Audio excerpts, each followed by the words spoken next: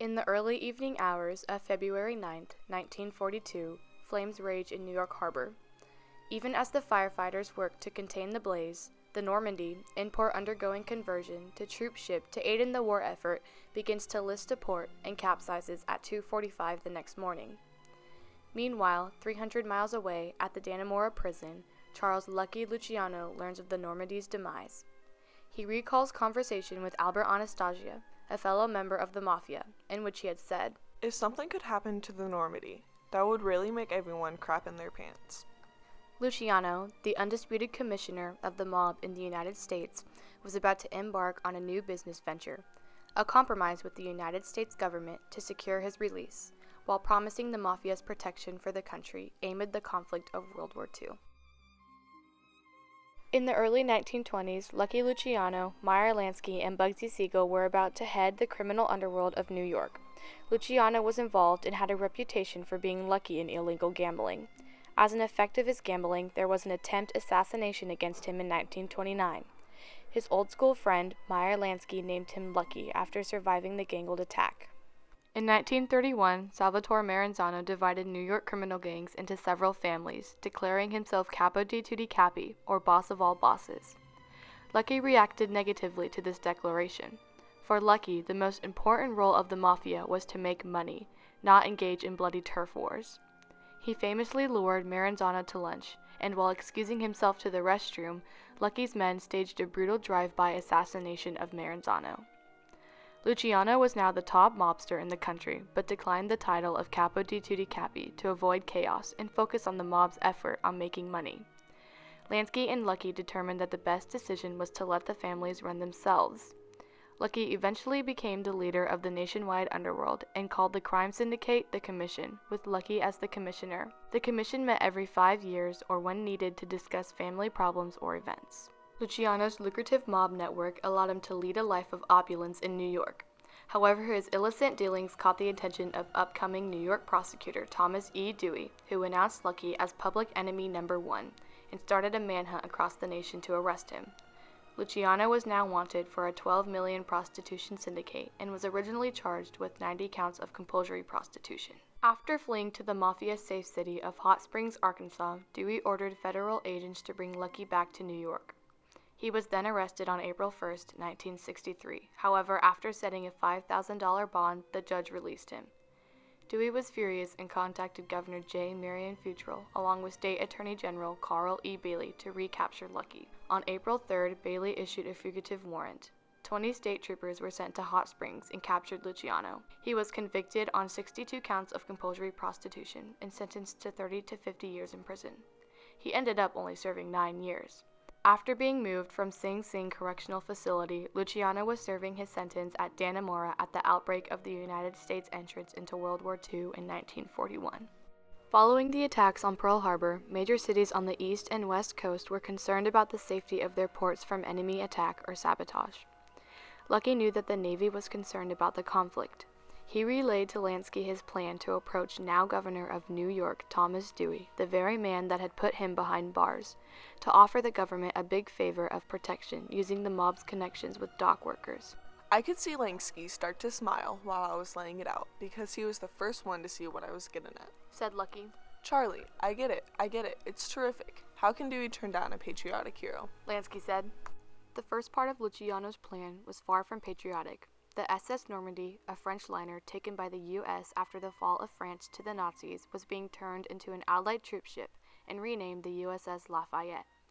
Albert Anastasia came up with a solution to help Luciano and convince New York authorities of the imminent risk of sabotage. Anastasia and his brother knew that naval intelligence agents were talking about increasing overall security, especially on the docks. Lucky decided to give them something to actually worry about. The idea of torching the Normandy was made. It was a great idea, and I didn't figure it was really going to hurt the war effort because the ship was nowhere near ready. And besides, no American soldiers or sailors would be involved because they wasn't sending them no place yet. So I sent word back to Albert to handle it. A couple of days later, I heard on the radio where the Normandy was on fire, and it didn't look like they could save her. That goddamn Anastasia, he'd really done a job. as there were 200 cargo docks, warehouses, and piers that covered nearly 80 miles of coastal frontage in Manhattan, Queens, New Jersey, and Brooklyn.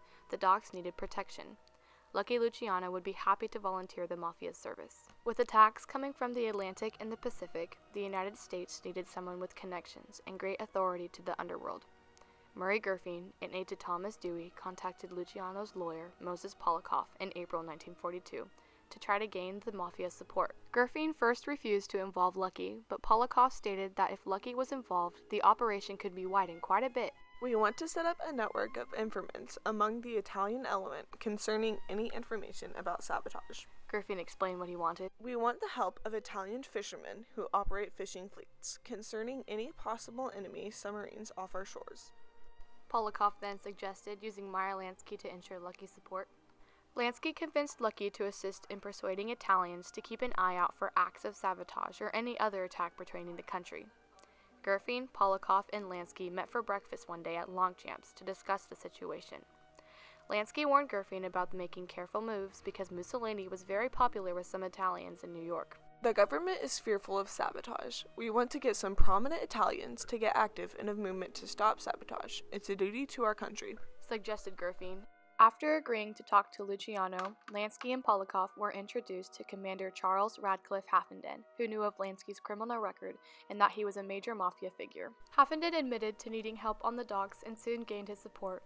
He launched his plan called Operation Underworld to have the mafia aid in protecting the docks. Lansky guaranteed, "There will be no German submarines in the port of New York. Every man down there who works in the harbor is now helping fight against the Nazis." The final deal involved Luciano protecting the ports during the war as a compromise to be released from prison. If he followed through with his promise, he would be released at the end of the war. Even though he was still in prison, Lucky followed the progress of the year. In his cell, he stuck a map of the war zone in Europe and used it to know every victory and setback. With Luciano now working with the government, he was contacted to provide assistance and valuable contact information for Operation Husky. The Allies knew the Mafia resented Mussolini for targeting Mafia control as he rose to power, arresting or forcing Mafia members into exile. Along with a dislike for Mussolini, Lucky also had many strong contacts in Sicily, providing the Americans with key information. The information given would be needed for the later attack. The U.S. government called the Mafia to provide amassed drawings and pictures of the coastline and harbors of Sicily. Luciano was essential in facilitating this buildup to Operation Husky. To help the war effort, Luciano even offered to go to Sicily. The Allies succeeded in forcing the enemy out of Sicily, just 38 days into the invasion. The Battle of Sicily was concluded. With the conclusion of World War II, Luciano was granted release from prison. As part of gaining clemency, he was deported to Italy.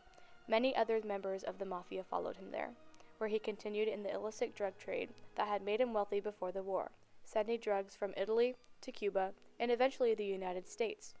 However, Lucky never returned to the United States, dying of a heart attack in 1962.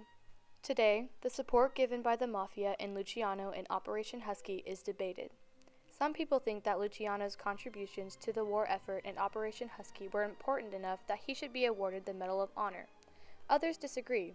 Although, Time magazine named Luciano one of the top 100 most influential people in the 20th century, his legacy promoted organized crime as we know it today. When the government deported Luciano to Sicily, it led to him setting up a well-organized drug trafficking empire, which historians have determined to be a leading factor of the heroin epidemic in the 1960s and 1970s in the United States. In the end, Luciano kept his promise by keeping the docks safe after the bombings in World War II. After the start of Operation Underworld, no instances of sabotage or attack were reported in the area controlled by Luciano during the war. The rise of the Mafia in Sicily during and after World War II resulted out of the necessity of protecting the United States during the conflict. Luciano's plan started from the United States government being willing to compromise with the underworld, the Mafia, the gangsters.